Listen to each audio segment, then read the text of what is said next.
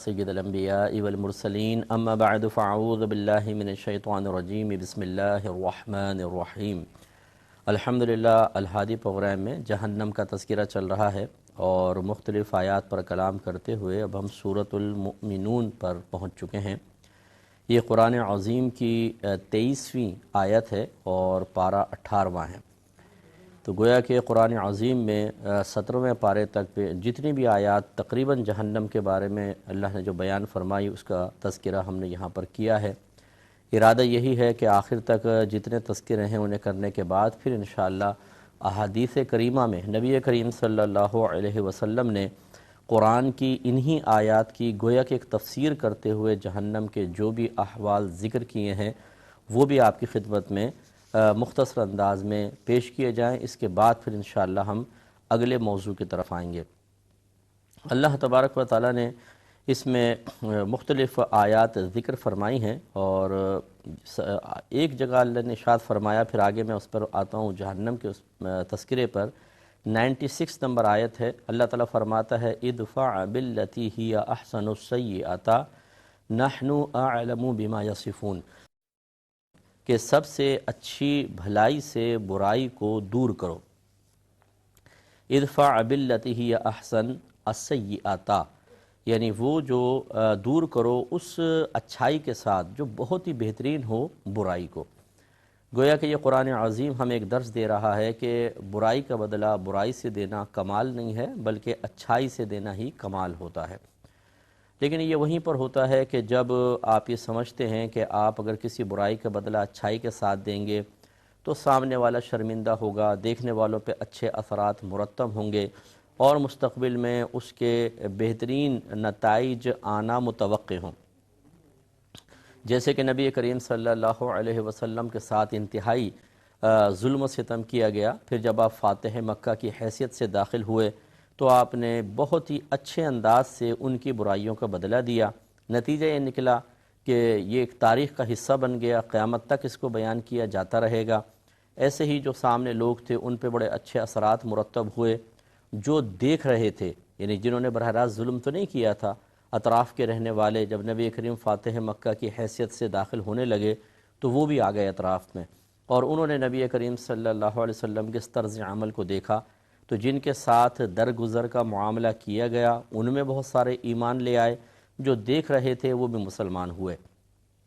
اس طرح کا کوئی نتیجہ نکلنا متوقع ہو تو بہت ہی اچھی بات ہے، لیکن اس کے برعکس اگر آپ کے درگزر کرنے سے ظالم کی حوصلہ افزائی ہو، وہ اور شیر ہو جائے اور لوگوں کو دلیر ہو کر نقصان پہنچائے اور خود آپ کے لیے اس میں ذلت اور رسوائی کا پہلو پوشیدہ ہو اور فائدے کے بجائے نقصان کے پہلو زیادہ ہوں، تو پھر وہاں درگزر کرنے کا حکم نہیں ہوتا بلکہ وہاں سخت سزا ہے۔ تو خاندان میں بھی بعض ایسے ہوتے ہیں کہ جو سیلفش قسم کے ہوتے ہیں، برائیاں کرتے ہیں، جب پکڑے جاتے ہیں اب ان کو اگر درگزر کیا جائے تو وہ اور شیر ہو کر نقصان پہنچاتے ہیں یا دوسروں کی طرف متوجہ ہو کر انہیں نقصان پہنچاتے ہیں، تو تھوڑا بہت ان کو سزا دینا بہت ضروری ہوتا ہے۔ تو گویا کہ یہ حکم ایسے مقام کے لیے ہے کہ جہاں پر اچھے نتائج آ سکتے ہوں وہیں پر درگزر کیا جائے گا، ورنہ نہیں۔ اور اللہ تعالیٰ فرماتا ہے نحن اعلم بما یصفون، اور ہم خوب جانتے ہیں وہ باتیں جو یہ بناتے ہیں گھڑتے ہیں کفار وغیرہ۔ وقر رب اعوذ بک من ہمزات الشیاطین، اور آپ ارشاد فرمائے عرض کیجئے، یعنی سرکار سے خطاب ہے، آپ عرض کیجئے کہ اے میرے رب تیری پناہ شیاطین کے وسوسوں سے۔ واعوذ بک رب ان یحضرون، اور اے میرے رب تیری پناہ کہ وہ میرے پاس آئیں۔ تو یہ دیکھیں یہ نبی کریم کو تلقین کی جا رہی ہے کہ ایک تو وساوس شیاطین سے پناہ طلب کیجئے، حالانکہ میرے آقا صلی اللہ علیہ وسلم اس سے پاک و صاف ہیں کہ نبیوں کو کوئی شیطان آ کے وسوسے باقاعدہ ڈالے، جن کے غلاموں کی یہ شان ہو کہ نبی کریم صلی اللہ علیہ وسلم فرماتے ہیں کہ جس راستے سے عمر گزر جائیں اس راستے سے شیطان بھی راستہ بدل لیتا ہے۔ تو پھر ہمارے نبی کریم صلی اللہ علیہ وسلم کی شان کیا ہوگی آپ اندازہ کریں۔ تو اس کا مطلب یہ ہوا کہ وساوس شیاطین سے اگر سرکار اللہ تعالیٰ کی پناہ طلب کر رہے ہیں تو یہ تعلیم امت کے لیے ہے کہ ہم بھی وساوس سے پناہ طلب کریں۔ اب ہم یہ کہتے تو ہیں اعوذ باللہ من الشیطان الرجیم، اے اللہ میں تیری شیطان مردود سے پناہ چاہتا ہوں، پناہ طلب کرتا ہوں، یعنی مجھے پناہ میں لے لے تاکہ میں شیطان مردود سے بچ جاؤں۔ لیکن ہمارا دل نہیں چاہتا کہ واقعی اللہ تعالی ہمیں پناہ میں لے کے شیطان سے دور کر دے، کیونکہ ہماری دوستی کا تعلق شیطان کے ساتھ بڑا مضبوط ہوتا ہے، اور یہی تو ہمیں نئے نئے آئیڈیاز دیتا ہے کہ تم ایسا کرو تو یہ گناہ ہوگا، اس کی یہ لذت ہوگی، یہ اگر گناہ کے انجام تک تمہیں پہنچنا ہے یا یہ ناجائز چیز حاصل کرنی ہے تو اس کا آئیڈیا یہ ہے، تو پھر کیسے اس سے دوستی چھوڑ سکتے ہیں؟ تو اسی لیے ہماری یہ اعوذ باللہ من الشیطان الرجیم، جیسے ہم شیطانی وسوسے پہ اگر پڑھیں یا لا حول ولا قوت الا باللہ، تو اس میں وہ تاثیر نہیں ہے، آپ دیکھیں۔ ورنہ اعوذ باللہ من الشیطان الرجیم ایک روحانی طاقت والا پڑھے تو شیطان دور بھاگتا ہے۔ اسی طرح لا حول ولا قوت الا باللہ اگر ہم کہہ دیں تو اس سے شیطان کو تکلیف ہوتی ہے اور وہ دور بھاگتا ہے۔ لیکن یہاں صورتحال یہ ہے، جو ایک عام آدمی رسمی طور پر ان جملوں کو ادا کر رہا ہوتا ہے، شیطان بھاگنے کے بجائے اور قریب آ جاتا ہے۔ اور مجھے تو ایک چشم تصور میں اگر میں دیکھوں تو شیطان لوٹیاں لگاتا ہوگا زمین پر جب ہم کہتے ہیں لا حول ولا قوت الا باللہ اعوذ باللہ من الشیطان الرجیم، تو وہ ہنستا ہوگا، کیونکہ اس کو ہماری نیتیں پتہ ہیں، وہ ہمارے قلب کے خطرات پر اللہ کی عطا سے آگاہ ہے کہ یہ کہاں سے اعوذ باللہ پڑھ رہے ہیں، تو میرے ہر لمحہ کہنا مانتے ہیں اور ابھی کچھ دیر بعد پھر بھی کہنا مانیں گے اور پڑھ رہے ہیں لا حول ولا قوت۔ تو یہ رسمی طور پہ ہماری زبان سے نکلتا ہے، لیکن بہرحال نبی کریم صلی اللہ علیہ وسلم نے وساوس شیاطین پر اللہ تعالیٰ کی پناہ طلب کی، تو تعلیم امت کے لیے ہمیں ایسا کرنا چاہیے۔ اور دوسرا، سرکار نے ان شیاطین کے قریب آنے سے پناہ طلب کی ہے۔ شیاطین جنات ہیں، وہ جنات جو سرکش ہوتے ہیں، جو کافر وغیرہ ہوتے ہیں، نافرمان ہیں، انہیں شیاطین کہا جاتا ہے۔ اللہ کے نبی تو ان کے قریب آنے سے پناہ طلب کریں، اور ہمارے بھائیوں کی خواہش ہوتی ہے کہ کوئی جن قابو میں آ جائے جس سے میں بہت سارے کام کروا سکوں، تو وہ مختلف لوگوں کے پاس جا کر اپنا وقت برباد کرتے ہیں اور اس خواہش کا اظہار کرتے ہیں کہ جی کوئی وظیفہ بتا دیں کہ جن قابو میں آ جائے۔ وہ کسی نے کہہ دیا ہوتا ہے کہ جی جن سے تم کھانا منگاؤ گے کھانا لا دے گا، خزانہ منگاؤ گے خزانہ لا کر دے دے گا۔ ارے بھائی، ایک عام جنگلی جانور کو قابو میں کرنے لگیں، آپ جا کر دیکھیں، جنگلی جانور چھوٹا سا بھی ہو وہ قابو میں آنے کے لیے تیار نہیں ہوتا، کیونکہ وہ آزاد رہنا پسند کرتا ہے، وہ کسی کی قید میں نہیں آنا چاہتا۔ تو چھوٹے سے جانور کو آپ قابو نہیں کر سکتے، تو یہ تو جن ہے جو نظر بھی نہیں آتا۔ تو اگر آپ چھوٹے سے جانور کو قابو میں کرنے لگیں، اس کو موقع ملے گا کاٹے گا، اس کو موقع ملے گا وہ پنجہ مار کے آپ کو زخمی کرے گا، یا جو اس کو اللہ نے ہتھیار دیا آپ کے خلاف استعمال کرے گا۔ تو اسی طریقے سے یہ جنات کو قابو میں کرنا ایک بڑی احمقانہ حرکت ہے، یہ اس کی خواہش رکھنا کہ یہ جن کیسے قابو میں آئے گا جو آپ کو نظر بھی نہیں آ رہا۔ اسی لیے ہوتا یہ ہے کہ جب کوئی انسان بعض اوقات اس طرح کے وظائف پڑھتا ہے تو اس کا دماغ الٹ جاتا ہے اور پاگل ہو جاتے ہیں، اور عجیب و غریب نقصانات ان کو ہو جاتے ہیں۔ اس لیے ان چیزوں سے اجتناب کرنا چاہیے۔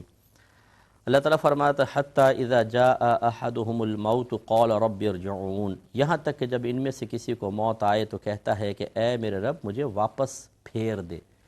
یہ کفار کے بارے میں ہے، ساری زندگی مستیوں میں گزاریں گے، شرارتوں میں گزاریں گے، کیونکہ نعمتیں مل رہی ہیں، کوئی مطلب نصیحت اثر نہیں کر رہی ہے، لیکن جب موت آتی ہے تو پھر جیسے جیسے انسان انتہائی موت کے قریب آتا ہے ویسے ہی غیب کے پردے ہٹنا شروع ہو جاتے ہیں۔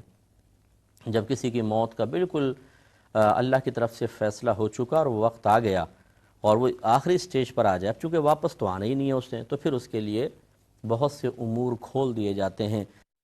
وہ فرشتوں کی فوجیں اترتا ہوا دیکھتا ہے،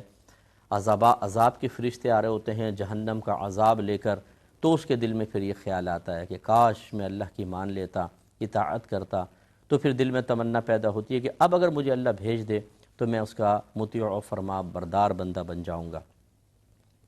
لعلی اعمل صالحا، تو وہ کہتا ہے کہ اللہ مجھے واپس بھیج دے، شاید اب میں کوئی اچھا عمل کر سکوں، فیما ترکتک اللہ، اس میں جو چھوڑ آیا، یعنی جو کچھ میں نے پیچھے کیا، برے عمل کیے، ان میں جا کر اب شاید میں کوئی اچھا عمل کر لوں۔ اللہ تعالیٰ فرماتا ہے کلا، خاموش، انہا کلمۃ ہوا قائلہا، کہ یہ تو ایک بات ہے جو وہ اپنے منہ سے کرتا ہے، یعنی صرف یعنی اس کو آج اگر واپس بھیج دیا جائے پھر وہی شرارتیں کرے گا، یہ تو ایک وقتی پچھتاوا ہے جس کی بنا پر زبان سے کچھ نکلتا ہے۔ جب آپ دیکھیں ہم کرائسس میں مبتلا ہوتے ہیں، بیمار ہو جاتے ہیں، چوری ہو جاتی ہے، نوکری چھوٹ جاتی ہے، پھر ہمیں اللہ بہت یاد آتا ہے۔ مطلب جو واقعی تھوڑا بہت سعادت مند ہو اس کی بات کر رہا ہوں، جو بالکل ہی بدبخت ہو تو وہ تو برائی کے وقت میں بغاوت پر اتر آتا ہے، اللہ کی بارگاہ میں شکوہ کرتا ہے، یعنی اللہ کی کبھی نہیں مانی ہوتی، لیکن اس کی ایسی مانو کہ فوراً یہ جیسی زبان سے الفاظ نکالے فوراً اللہ بھی معاذ اللہ اس کی مان لے، نہیں مانے گا تو یہ بغاوت کرے گا۔ اس سے بڑی بے حیائی اور کیا ہو سکتی ہے؟ آپ سوچئے کہ آدمی جب خوشی میں ہو تب بھی اپنے اللہ کو یاد نہ کرے، اس کی نافرمانی کرے، اور جب تنگی میں مبتلا ہو تو پھر عبرت حاصل کرتے ہوئے، نصیحت حاصل کرتے ہوئے، درس حاصل کرتے ہوئے فرما برداری کی طرف نہ آئے بلکہ اللہ سے الٹا لڑنے لگے کہ تم نے اللہ تعالیٰ کو کون سا فائدہ دے دیا یا کوئی احسان کیا ہے کہ تم اس انداز سے اللہ سے گفتگو کر رہے ہو؟ اللہ تبارک و تعالیٰ نے تم پر احسانات کے دروازے کھولے ہیں، تم اس کی فرما برداری نہیں کر رہے اور باتیں ایسی کر رہے ہو جیسے بہت بڑا لاڈ صاحب ہے یہ، اور بہت ہی اللہ کا مقرب تھا اور اس نے اللہ کو بہت فائدے پہنچائے تھے معاذ اللہ، اور اب برا وقت آیا ہے تو اللہ تعالیٰ اب تو میری کیوں نہیں مدد کر رہا؟ یعنی سوچنا چاہیے ہم کیا کر رہے ہیں۔ تو یہ غلط رویہ ہوتا ہے۔ تو یہ تو کافر کے احوال ہیں، لیکن ہوتا یہی ہے کہ جس طریقے سے یہ کافر کا اللہ نے بیان فرمایا کہ تو فقط ایک کلمہ ہے جو یہ منہ سے نکال رہا ہے، اگر اس کو ابھی واپس بھیج دیا جائے تو پھر پلٹ جائے گا۔ تو ہمارے ساتھ بھی ایسا ہوتا ہے، جب ہم کرائسس میں مبتلا ہوتے ہیں تو تھوڑا بہت اللہ کو یاد کرتے ہیں، اور جیسی نعمتوں کے سلسلے شروع ہوتے ہیں پھر کون اللہ اور کون رسول بے پرواہ ہو جاتے ہیں۔ پھر کیونکہ یہاں سے پیسہ آ رہا ہے، وہاں سے پیسہ آ رہا ہے، مکان بھی اپنا بن گیا، یہ سواری بھی اپنی ہو گئی، کاروبار اچھا چل رہا ہے، جاب اچھی ہو گئی، پھر بہت ہی کم لوگ ہوتے ہیں جو اس خوشی کے عالم میں، اس نعمت کی فراوانی کے تسلسل میں اپنے اللہ کو خلوص کے ساتھ یاد کریں۔ اکثر وہ پھر وہی نافرمانی کی طرف مائل ہو جاتے ہیں۔ اسی طریقے سے اللہ نے ایک کافر کے بارے میں فرمایا کہ جب موت آتی ہے تو تمنا کرتا ہے کہ کاش مجھے واپس لوٹا دیا جائے، شاید میں اچھے عمل کر لوں، تو اللہ تعالیٰ فرماتا ہے کچھ بھی نہیں کرے گا، یہ واپس اگر بھیج بھی دیے جائیں تو اس کی زبان سے نکلنے والے چند کلمات ہیں جس کا کوئی نتیجہ نہیں ہے، پھر جا کر وہی شرارتیں کرے گا۔ تو ایک مسلمان کو اس سے عبرت حاصل کرنی چاہیے، خاص طور پہ گناہگار مسلمان کو۔ جس وقت حالت نعمت میں ہوتے ہیں تو نماز پڑھنا بہت دشوار محسوس ہوتا ہے۔ اب سوچئے اگر آپ ایک نوکر کو کھلائیں پلائیں، لباس دیں، سب کچھ دیں، اور پھر کام کہیں تو وہ کہے کہ چلو جی ٹائم نہیں ہے ہمارے پاس، تو آپ کی حالت کیا ہوگی؟ آپ اس کے ساتھ کیسے رویہ رکھیں گے؟ تو اللہ تعالیٰ تو خیر اثر قبول کرنے سے پاک و صاف ہے، اللہ یعنی مثال کوئی قائم ہم کر ہی نہیں سکتے ہیں، صرف سمجھانے کے لیے کہہ رہا ہوں۔ اب اللہ تبارک و تعالیٰ جب احسانات کے دروازے ہم پر کھول دیتا ہے اور پھر 5 وقت نماز کا مطالبہ ہوتا ہے، اور روزہ رکھنے کا، سچ بولنے کا، ظلم نہ کرنے کا، فحاشی سے بچنے کا، تو ہم کہتے ہیں کہ بھائی یہ کیا بات ہو گئی، کیوں بچیں؟ تو نہیں بچتے ہیں، تو اس کا مطلب یہ ہوا کہ ہم اسی روش پہ چل رہے ہیں جو خود اپنے لیے پسند نہیں کرتے ہیں۔ حتیٰ کہ اگر بیوی بھی مسئلہ کرے نا اس طریقے سے کہ احسانات شوہر کر رہا اور وہ ان احسانات کے جواب میں ایک مخالفانہ اور باغیانہ رویہ اختیار کرے، تو اگر انسان کے قدرت و اختیار میں ہو تو طلاق دے دے گا، دوستی ختم کر دیتے ہیں، رشتہ داری ختم کر دیتے ہیں۔ لیکن وہی چیز پھر اللہ کے لیے پسند نہیں کر رہے ہوتے، اللہ تعالیٰ نعمتیں دے رہا ہے، اس کی نافرمانی پہ کمر بستہ ہوتے ہیں۔ اب اگر کوئی سمجھاتا ہے تو غصہ آنے لگ جاتا ہے، ہم سمجھتے ہیں یہ میری خوشیوں کا قاتل ہے، یہ میرا آرام کا قاتل ہے، یہ میرے نفسانی خواہشات کی تکمیل کے راہ میں رکاوٹ بن رہا ہے، طبیعت میں بیزاری پیدا ہوتی ہے، نفرت پیدا ہوتی ہے، نگاہوں میں غصہ آ جاتا ہے، اور اپنے طرز عمل سے اس کو ثابت کرنے کی کوشش کرتے ہیں کہ جتنا بول رہے ہو اتنا ہی مجھے کراہت محسوس ہو رہی ہے، میں بیزار ہو رہا ہوں تم سے، مجھے یہ سب کچھ نہ کرو۔ سامنے والے مایوس ہو کے چھوڑ دیتے ہیں، پھر لگتا ہے موت کا جھٹکا، یہ آپ کو بھی لگے گا اور مجھے بھی لگے گا، ہمیں اس دنیا سے لازم رخصت ہونا ہے۔ پھر جب موت کے فرشتے آئیں گے نا سامنے تو پھر ہمیں سمجھ میں آئے گا کہ ہم نے کیا کیا تھا۔ اب جو برے عمل کرنے والا ہوگا، جس کو بہت سمجھایا لیکن نہ مانا، وہ بھی اسی طرح کی طبیعت اور کیفیت رکھتا ہوگا کہ دل میں تمنا ہوگی کاش اللہ تعالیٰ ایک دفعہ بھیج دے، اب میں نمازی بھی بنوں گا، پرہیزگار بنوں گا، گناہوں سے بچوں گا، اچھی صحبت اختیار کروں گا، اب فیس بک پر یوٹیوب پہ اپنے وقت کو برباد نہیں کروں گا، یہ وقت بلکہ مسجد میں لگاؤں گا اور خوب نیک عمل کروں گا، اللہ تعالیٰ تو مجھے معاف کر دے۔ لیکن پھر تو یہ موقع نہیں ملے گا، اس لیے سوچنا سمجھنا اسی زندگی میں اور انہی اوقات انہی لمحات میں ضروری ہے پھر جب یہ وقت ہاتھ سے نکل جائے گا تو پچھتانے کا کوئی فائدہ نہیں۔ اللہ تعالیٰ فرماتا ہے وَمِن وَرَائِهِمْ بَرْزَخٌ إِلَى يَوْمِ يُبْعَثُونَ، اور ان کے آگے ایک رکاوٹ ہے قیامت کے دن تک، یعنی اس دن تک جس دن یہ اٹھائے جائیں گے، اسے عالم برزخ کہتے ہیں، یعنی موت کے بعد سے لے کر قیامت تک اٹھائے جانے کا جو درمیان کا ڈیوریشن ہے اسے عالم برزخ کہتے ہیں، اور برزخ کا مطلب رکاوٹ ہوتا ہے، تو گویا کہ وہاں پر انسان رہے گا۔ پھر آگے اللہ تعالیٰ نے ارشاد فرمایا، انشاءاللہ اس پر کلام کریں گے نیکسٹ پروگرام میں، کیونکہ اب ٹائم پورا ہو گیا ہے۔ وآخر دعوانا ان الحمد للہ رب العالمین۔